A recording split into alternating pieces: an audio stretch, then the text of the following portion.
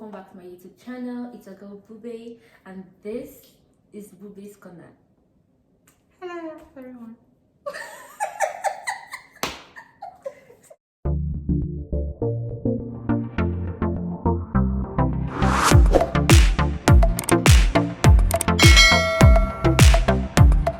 Hello guys, welcome back to my YouTube channel. My name is Bube, and this is definitely Bube's Corner. And today I have someone special. I've mentioned her before in my channel. Her name is Funsho, but I call her Funi because I don't know why. Because I can. Say hi to my subscribers, my viewers. Hello everyone. Hello everyone. Guys. She's shy. Anyways, guys, so we are here today to just you guys.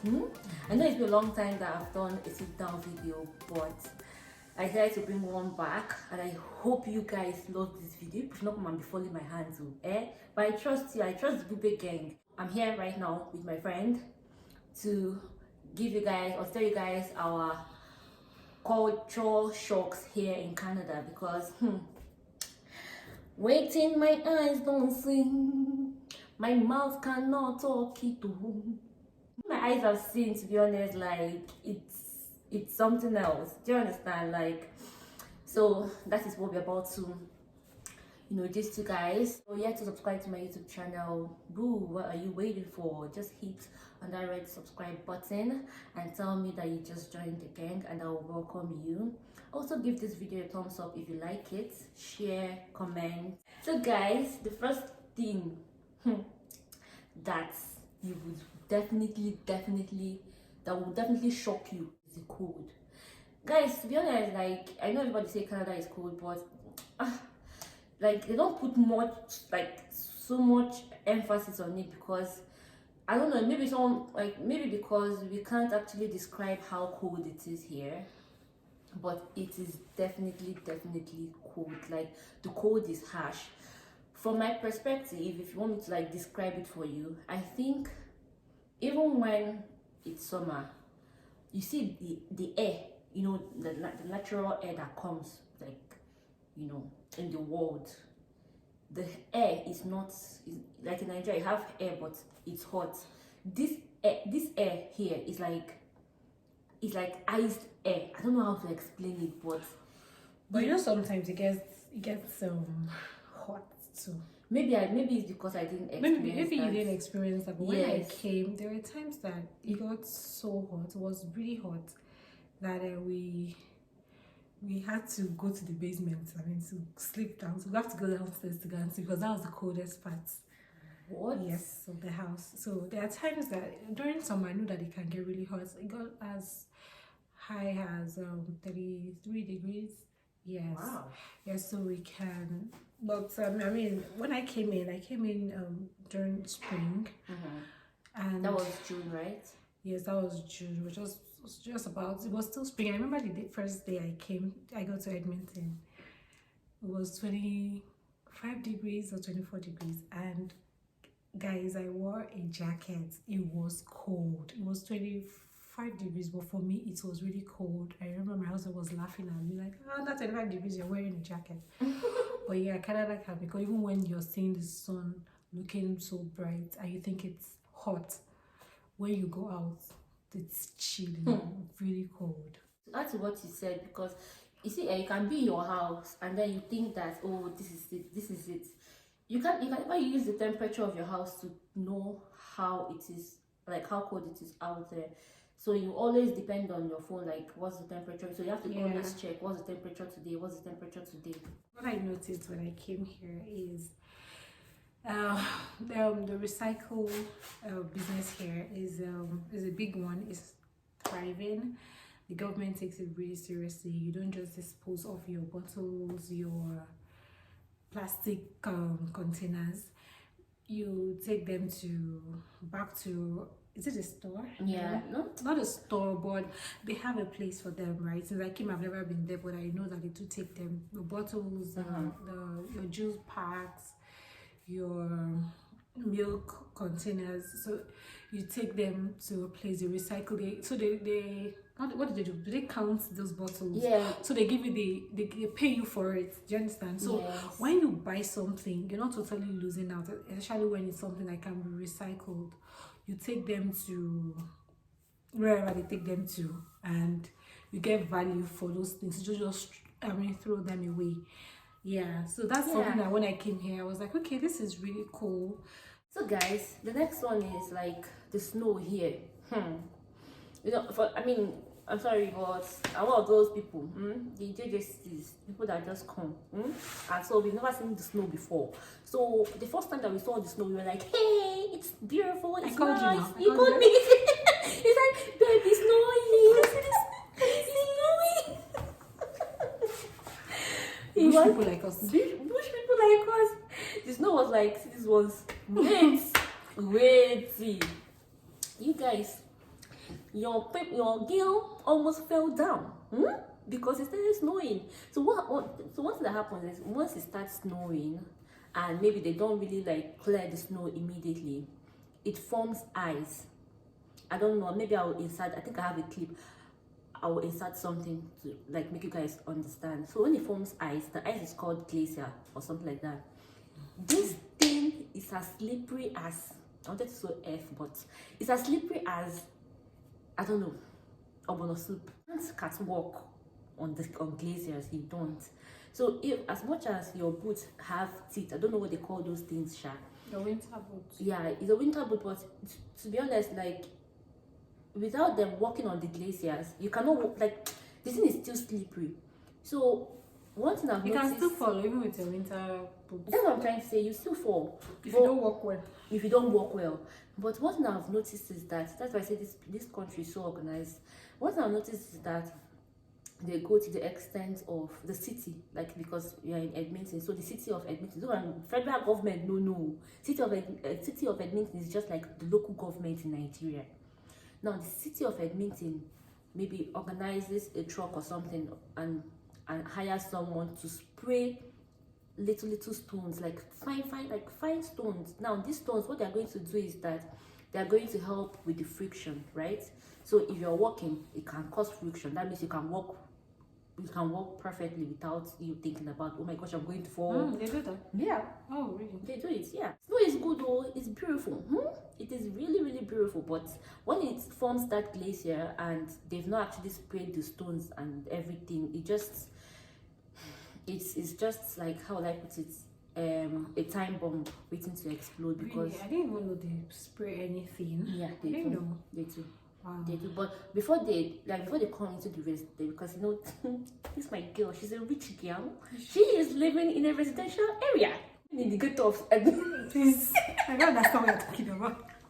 I don't understand what you're talking about. I'm living in the ghetto of Edmonton.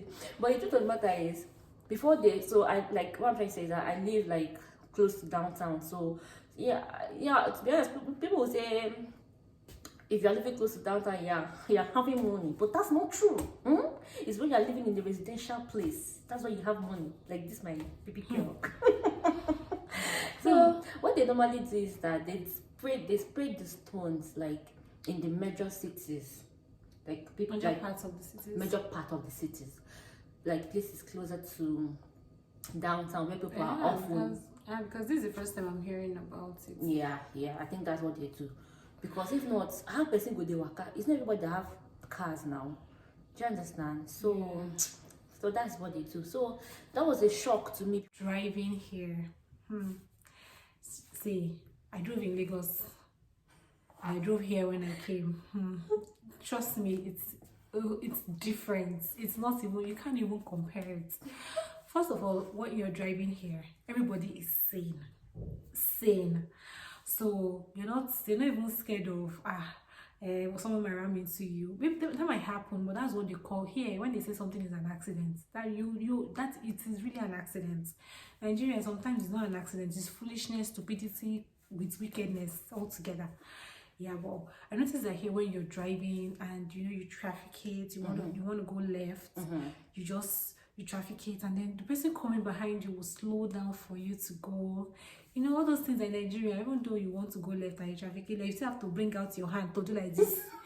You Because if you don't do that, and you start to be like this, women are begging them. If you don't do all that, and you come out, they chop your nose. So you know, driving here is sane. Is in fact you can't even compare it. And road signs, guys, there are road signs everywhere. I remember the first day I went out, I drove out alone here. I was scared. It got to a point I almost parked. Why? Because I was looking at the road signs, I was looking at my Google map, I was looking at the land markings, you know. I was looking at 1,000,001 things at the same time, things I was not used to. So, I mean, and then when you get to a particular point of the road or part of the road, the speed limit is different. So you have to take into consideration all those things. You cannot drive absent-mindedly here, guys. You can't. You have to be 100% focused, because the fact that you're coming at 80 does not mean you continue on that same speed.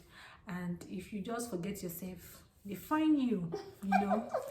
And I also drove. I remember there was a time I drove all the way from Calgary back to Edmonton. Guys, I was like, Jesus. A major highway was like a 3 hours or more, 3 hours drive or more, and it was sweet. It was the sweetest drive of my life. There were trailers on the road, people. It was an express, but people were sane. People were, people were actually considerate of the next person. Though it was an express, you know, you see people coming, you stop when you're trying to switch lanes. Everybody, you know, it's just sane. I don't even know how to put it. That for me was a road shock. And pedestrians here have the right of way at all times. So if you're walking on the road, you're king and boss, you can do anyhow. Nobody can touch you. So I mean, that was one thing my husband kept hammering in my head. Pedestrians have the right of way at all times. So like Lagos, when you're driving, when I was Lagos, I do it. You know, you're moving, you're like, if you don't come up for tea, you cannot do that. So really, I think it got to a point I told myself it was a bad idea driving in Lagos before coming here to drive, because you have to drop that madness. You have to unlearn and relearn. Yes. Yes. That's what he said. I wanted to say something. I said, like, you hardly hear popo, pipi. No. People hardly honk here. If for any reason you hear honk behind you, just know you're doing something wrong. Yeah. Because there is no I think it was when I came here I realized that your horn, Abby, for you to honk it, like there must be a reason. You can't just honk because in Nigeria we honk to greet ourselves. We honk because we want to, because we feel like you can be happy, you can just be pressing beep. But yeah, there must be a reason, you know, because you're trying to make that person, maybe the next person, the person before you or the person beside you or something like that, to realize that, oh, you're not doing something right. Do you understand? So people don't honk here for no reason. They honk for a reason. Yeah. Okay. And then when you get to school zones, you know, the speed limit, playground. Can we talk about what just happened in Nigeria? Like about that, what happened in that school area? You know, I was just thinking. My mother was saying to me that look at here. So a school zone is the speed limit is 30. So even if you maybe mistakenly or somehow accidentally run into anybody, the speed is not enough to kill the person. So you know, it's crazy. Our country has a long way to go. Because to be honest, like when I think about all this, I say, Nigeria is good though. See, if you have money, you can enjoy in that country. But when it comes to the rules and regulations and trying to make sure that the system is organized, we are way behind. It's one for me, and this is a major one. I mean, a major shock, guys, is the church here. See, in Nigeria, we have a long way to go. Religion. When I got here, I actually believed what people say, that religion is our problem in Nigeria. So we go to a very good church here, wonderful church like that. I'm not going to mention any because I'm not trying to advertise the church, but it's a fantastic place of worship, trust me. And I must say that the people there are so nice. And then the pastors, the head pastors, the pastors you look at on the pulpits, you see them before service and after service. They'll come out, they'll greet everybody. So part of the welcome team in church, what we call ushers, welcome team. That's what we call it in my church here. They'll come and the pastors will be like, thank you for serving today. They will thank you so much. They would even chat with you. The head pastor and the head, they're like two big pastors in the church that we look at on the pulpit, and they'll come and talk to you like one-on-one. In Nigeria, with a book appointments to see head pastor. With a book appointments. Guys, this for me, every time it thrills me.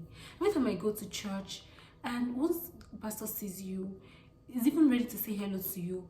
Once he now sees you on your the what's it called now, the tag that you wear, that you're a church worker. He comes and says, thank you for serving today, thank you for helping out. It's not like in Nigeria where ordinary head usher like this could behave like me, assistant Jesus. I remember there was a time in Nigeria when I wanted to join a unit in my church back home, and I approached some women that Sunday that wanted to join a unit. See the way they looked at me from my head to toe. That because I wore color weave now, they looked at me like, and they said, you know that you will not wear this your hair when you join us. Like, what is all this? I know, but is that the first thing to tell someone? So the way we carry church back home, the way we relate with ourselves, even in the house of God back home, needs to change. Here, the people are nice. Everybody you're talking to in the church they are nice. They're actually practicing Christianity. What we hear in church here, everybody is on the same level. Nobody is like Daddy Gio, Daddy Gio, Mommy Gio. Nobody's carrying pastor's bag or Bible. Nobody's carrying pastor is not taking one special entrance different from anybody, any other person. Is it, guys? I think with these few points, these few shocks of ours, we have been able to tell you that it shocked us. It shocked us, right? Yeah. So, but overall, Canada is a good place. All the things that we've been talking about, really safe. You don't need to lock your door with double padlock before you know you can just lock your door back and with key. We don't even lock doors sometimes. We don't lock the door sometimes. We forget. Well, so maybe because we don't really use the main door, but the garage is. Well, really, you don't even have to think of. You don't have to, because please, no village people here. During summer, I used to work as late as 9, 10. And you're not even thinking of nobody's coming to collect your phone or come and tell you. Nobody's coming to collect your phone. Nobody's coming to collect your phone. Nobody's coming to collect your phone. That one enter because But anyways, guys, I really hope that you enjoyed this video. Please give this video a thumbs up if you like it. And you can follow my girl on social media if she wants me to put her handle. No, okay, guys. So she doesn't want that, so I'm not going to put her handle. So yeah, just give this video a thumbs up and comment on your favorite part of the video. And I'll see you in my next one. Until then, peace and love. Bye.